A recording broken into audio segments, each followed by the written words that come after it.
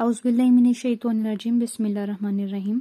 Assalamu alaikum students. Hopefully all of you are well and doing good these days. Our today's topic is Haji Shariatullah.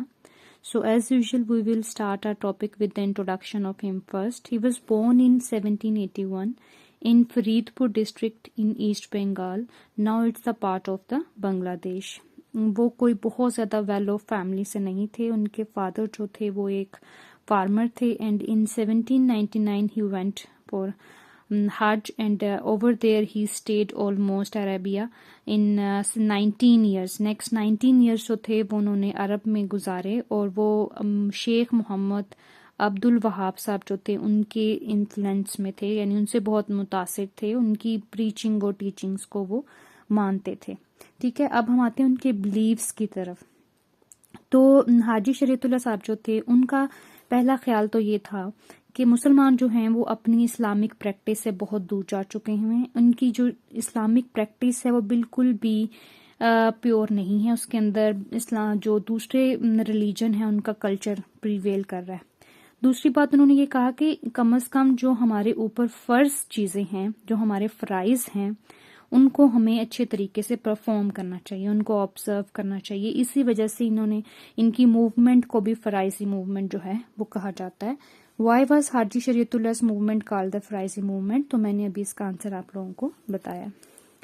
Know let's come to words of his working. So جب یہاں پر وہ آئے, یعنی بنگال میں آئے یا asset Bengal میں آئے, تو انہوں نے دیکھا کہ مسلمانوں کی حالت جو سی ہے وہ بہت زیادہ خراب ہے.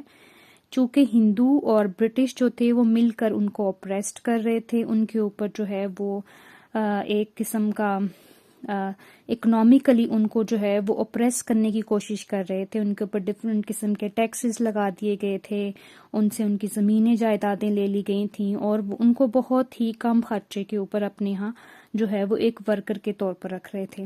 حالانکہ جب یہاں پر برٹش کا کنٹرول نہیں تھا یا برٹش یہاں پر پاور میں نہیں تھی, اس وقت یہ لوگ, یہی مسلمز جو تھے, وہ رولنگ کلاس کنسیڈر کیے جاتے تھے. لیکن جیسے ہی برٹش نے ٹیک اوور کیا تو انہوں نے وہ ساری زمینیں جائیدادیں جو تھی وہ ریونج میں یا بدلے میں ان سے لے کر ہندوؤں کو دے دی. ٹھیک ہے, تو ہندو جو تھے وہ آلریڈی اسی کوشش میں بیٹھے ہوئے تھے کہ کسی طرح سے مسلمانوں کے اوپر اپنے آپ کو حاوی کیا جائے اور ان کی جو ایک سٹیٹس ہے, ان کی جو ایک پاور ہے, ان کو اپنے قبضے میں کیا جائے.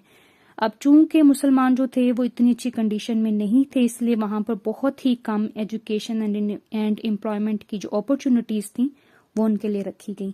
اب چونکہ وہ بہت کم تعداد میں یہ اپرچونٹیز اویل کر رہے تھے تو ان کی حالت جو تھی وہ بہت زیادہ نازک ہو گئی تھی, یعنی پاورٹی جو تھی وہ ان کے اندر پریویل کرنا شروع ہو گئی تھی. تو ان ساری صورتحال کو دیکھتے ہوئے کہ ایک تو مسلمان جو ہیں وہ اپنی ٹیچنگ پریچنگ سے, اسلامک جو ٹیچنگ اور پریچنگ ہے اس سے دور جا رہے ہیں, اور دوسرا یہ کہ مسلمانوں کے اوپر جو ہے وہ ہندوؤں کا influence with the passage of time بڑھ رہا ہے. ہندو پریکٹسز جو ہیں وہ اس کے ان کے ریلیجن کے اندر پریویل کرنا شروع ہو گئی ہیں. تو انہوں نے اپنی فرائضی موومنٹ جو تھی سٹارٹ کی, تاکہ ایک تو مسلمانوں کے پرائڈ کو ریسٹور کیا جائے جو کہ اوپریس ہونے کی وجہ سے بالکل چلا گیا تھا, اور دوسرا یہ کہ جو مسلمانوں کی ایک پریکٹس ہے, ریلیجیس پریکٹس, اس کے اندر سے ہندو پریکٹس کو نکالا جا سکے. ٹھیک ہے. Now second point is رائٹیس life. تو وہ یہ چاہتے تھے کہ مسلمان جو ہیں, جو انہوں نے پرانے جو ان کے جو بھی گناہ ہیں, ایک تو اس کے لیے وہ اپنے سن کے لیے وہ پرے کریں کہ اللہ تعالیٰ ان کی بخشش فرمائے, اور دوسرا یہ کہ جو کوئی ان کے اوپر ریلیجیس اوبلیگیشنز ہیں اسلام کی طرف سے وہ اس کو فالو کریں. جب وہ یہ کریں گے تبھی وہ ایک سچے مسلمان ثابت ہو سکتے ہیں. اب یہ جو فرائضی موومنٹ تھی, چونکہ یہ بہت زیادہ سکسیس حاصل کر رہی تھی, مسلمانوں کے اندر ایک اویئرنیس آ چکی ہوئی تھی, مسلمان جو تھے وہ اپنے آپ کو یونائٹ کر رہے تھے, اب اس فرائضی موومنٹ کو فالو کرنا شروع ہو گئے تھے, تو ہندو اور برٹش جو تھی ان کے اندر یہ بہت بڑا ایک کنسرن جو تھا وہ پیدا ہونا شروع ہو گیا تھا. ایک الارمنگ سچویشن جو تھی وہ ان کے اندر آنا شروع ہو گئی تھی کہ اگر یہ اسی طرح سے کام کرتا رہا اور لوگ اس کو فالو کرتے رہے, یعنی مسلم کلٹیویٹرز جو تھے وہ اس کو فالو کرتے رہے, تو کیا ہوگا کہ ایک تو ان کی لائف جو سی وہ امپروو ہو جائیں گی, اور دوسرا ان کا ریلیجن جو ہم ان کو ان کے ریلیجن سے دور کر رہے ہیں وہ اس ریلیجن کو بھی پیوریفائی کر لیں گے. تو انہوں نے کیا کیا, یعنی برٹش نے انہیں وہاں سے نکال دیا, بنگال سے نکال دیا اور ان کو نواب گنج میں ڈھاکہ میں بیچ دیا, اور وہیں پر ان کی انفارچونیٹلی جو تھی وہ 1840 میں ڈیتھ ہو گئی. لیکن یہ کام جو تھا وہ رکا نہیں تھا. ان کے بیٹے محسن الدین جو تھے انہوں نے اس کام کو آگے کیریڈ آن کیا, اور انہوں نے جو ہے وہ مسلمانوں کی جو پوزیشن تھی اس کو امپروو کیا, بالکل ویسے جیسے ان کے فادر اس کام کو لے کر چل رہے تھے. دوسرا کام انہوں نے کیا کیا کہ انہوں نے اکنامک میئرز لیے, جس کی وجہ سے بھی ان کی مسلمانوں کی جو حالت تھی وہ سدھرنا شروع ہو گئی. انہوں نے کیا کیا کہ ایسٹ بنگال کے جو کچھ حصے تھے ان کو ڈیوائڈ کیا انٹو سرکلز, ٹھیک ہے, ڈویژن کے بعد ان کو سرکل کا نام دیا گیا, اور ان سارے سرکلز کو جو ہے وہ کنٹرول میں کیا گیا کس کے, خلیفاز کے. اب خلیفہ کا یہ کام تھا کہ انہوں نے مسلمانوں کی سوشل اور اسپرچل ویلفیئر کو دیکھنا تھا, یعنی سوشل لائف بھی دیکھنی تھی اور ریلیجیس لائف بھی دیکھنی تھی. کسی بھی قسم کی ان کو کسی بھی ہیلپ کی ضرورت پڑتی تھی تو وہ کس کا کام تھا کہ وہ اس کو ٹھیک کرے, خلیفاز کا کام تھا, ٹھیک ہے. نیکسٹ چیز جو تھی وہ انہوں نے کی, محسن الدین صاحب نے کی, وہ کیا کی کہ چونکہ ان کے اوپر بہت زیادہ ایکسیسو ٹیکسز لگا دیے گئے تھے جو کہ بالکل بھی قابل برداشت نہیں تھے. ٹیکسز کی وجہ سے جتنا کماتے تھے اپنی کمائی کا زیادہ حصہ جو تھے وہ یا تو اگر برٹش کے انڈر کام کریں تو برٹش کو ریٹرن کر دیتے تھے, یا ہندوؤں کو کام کے انڈر کام کرے تو ہندوؤں کو دینے پڑتے تھے. تو انہوں نے اس کو اپوز کیا, انہوں نے کہا کہ ہم اتنے زیادہ ٹیکسز دینے کے لیے تیار نہیں ہیں. تھرڈ چیز جو انہوں نے کی وہ تھی opposition lead to unrest.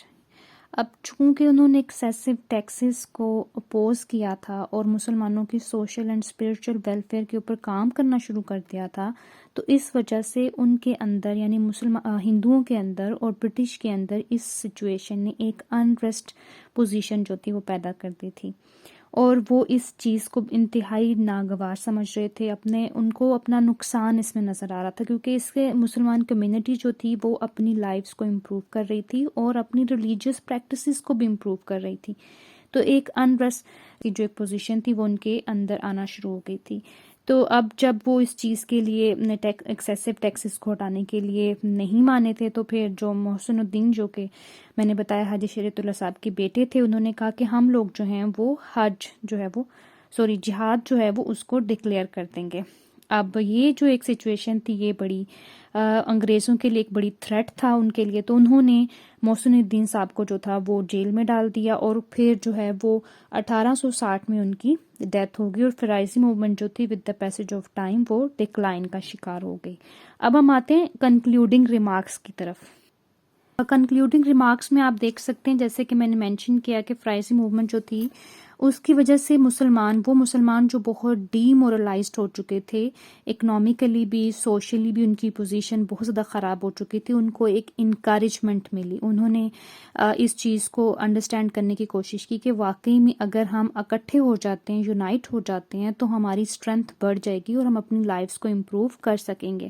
The next thing جو تھی وہ تھی ریوائول ان اسلامک ریلیجن. ان کی وجہ سے فرائضی موومنٹ کی وجہ سے مسلمانوں کے اندر یہ چیز واقعی میں جو تھی وہ بڑھنا شروع ہو گئی تھی کہ ان کے جو اسلامک کلچر ہے اس کے اندر دوسرے جو کلچرز تھے وہ ڈومیننٹ ہو رہے تھے. تو انہوں نے اپنے اسلامک کلچرز کو پیور کرنے کی یا پیوریفائی کرنے کی کوشش کی. اب جو ایک ہندو انفلوئنس جو تھا وہ بھی with the passage of time remove ہو رہا تھا, کیونکہ ظاہر سی بات ہے مسلمانوں کے اندر بہت زیادہ اویئرنیس آ چکی ہوئی تھی اپنے رائٹس کو لے کر, اور اپنی جو ایک ان کے اوپر ان کے ساتھ جو ایک ہارش ٹریٹمنٹ جو تھا یا روڈ ٹریٹمنٹ جو تھا ان کے ساتھ کیا جا رہا تھا, ان کے اوپر حد سے زیادہ جو تھے وہ ٹیکسز لگائے جا رہے تھے. تو اس سچویشن نے مسلمانوں کی جو پولیٹیکل اینڈ اکنامک امپیکٹ تھا اس کو بھی چینج کیا, کیونکہ وہ بہت زیادہ اوپریس ہو چکے ہوئے تھے. تو فرائضی موومنٹ نے ان کو بیسیکلی ہیلپ کیا اس چیز سے نکلنے کے لیے جو ایک ان کے ساتھ ایک سچویشن جو تھی وہ چل رہی تھی. ٹھیک ہے, thank you so much students, اللہ حافظ.